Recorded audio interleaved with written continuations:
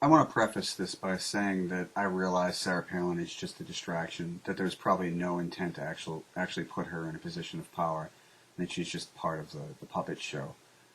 And, it keeps us all yelling, tastes great, less filling, tastes great, less filling, back and forth, red team versus blue team. And it's all bullshit, it's all distraction. But there are actually people out there who support her, actual real humans, regular Americans, that assert that she's competent enough to hold office. And yeah, I just of all the thousands of reasons why I don't think that anybody can even imply that she's anywhere near competent to run a daycare, never mind have her finger on the fucking red button.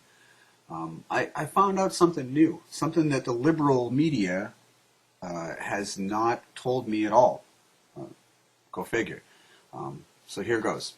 As many of you know, Sarah Palin's youngest son was born with Down syndrome. The actual medical term for Down syndrome is Trisomy G. Some in the medical community informally refer to newborns with Down syndrome as TriG babies.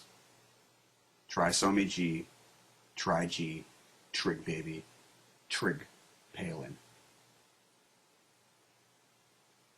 Let it sink in for a minute.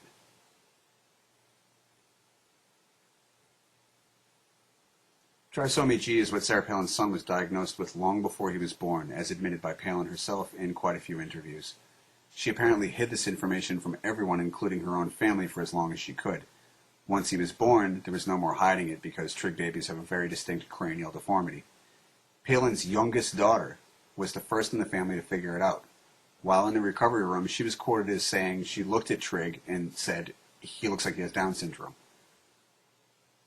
Now, this is just my subjective opinion here, but I don't think it was very honest or upfront to keep this from the very family that would have to spend years in incredible effort to take care of a special needs child. I mean, she could have told them early and they could have mentally prepared for it, but I guess she had more important reasons to keep it secret from the entire world as long as she could. Perhaps she thought she could pray it away. I mean, I know she's into this faith-healing, laying hands, speaking in tongues, kooky shit, so maybe she thought she could pray it away. But I digress. I mean, the fact here is undeniable. The kid has Trisomy G, which is referred to as TriG, and his name is TriG.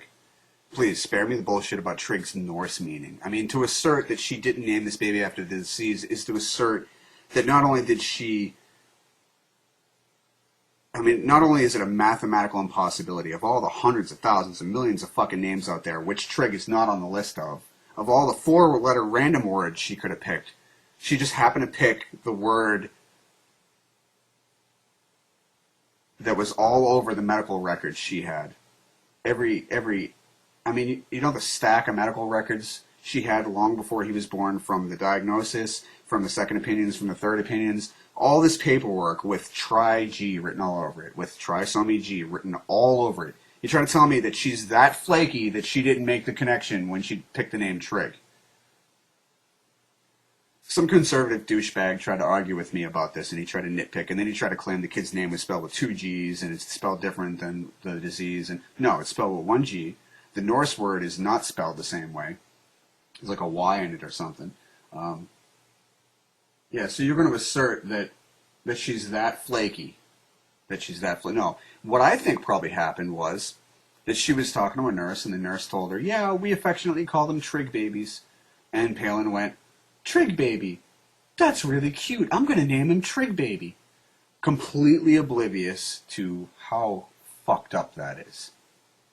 Completely oblivious to how fucked up that is. So I tried to say to this conservative douchebag, I tried to say, this would be like naming an AIDS baby AIDS. And he'd like nitpick me. No, it isn't, blah, blah, blah. Okay, I said, okay, fine. You want to nitpick about the semantics of it. You're right. My example is apples and oranges. Let's be more accurate. It's like taking a baby that's born with Huntington's disease. Go Google it if you don't know what it is. Huntington's disease, taking the first three letters from Huntington's, just like you take the first three letters from trisomy, and then you take the letter D from disease, just like you took G, and you call the baby Hund. Except the difference here is that Hund isn't already an established nickname for Huntington's disease. I can't find a comparison of how absurd this fucking is. I mean, the woman named her fucking kid after his mental retardation. She might as well have named the kid Down syndrome. She might as well have named the kid fucking retard. And the fact is that she's come up with this Norse meaning bullshit as a PR move. I mean, come on. Come on. She hasn't even acknowledged, yeah, it's awfully coincidental that I named him his disease. No. In her bio, right up front when she starts talking about her kids, she put that out there, right, just to squash just to get ahead of the game, just to be like, no, before you guys say anything, he's named after... I'll tell you what, if you're going to assert that she named that kid after anything besides that disease, I'm going to tell you you're either full of shit or you're fucking retarded.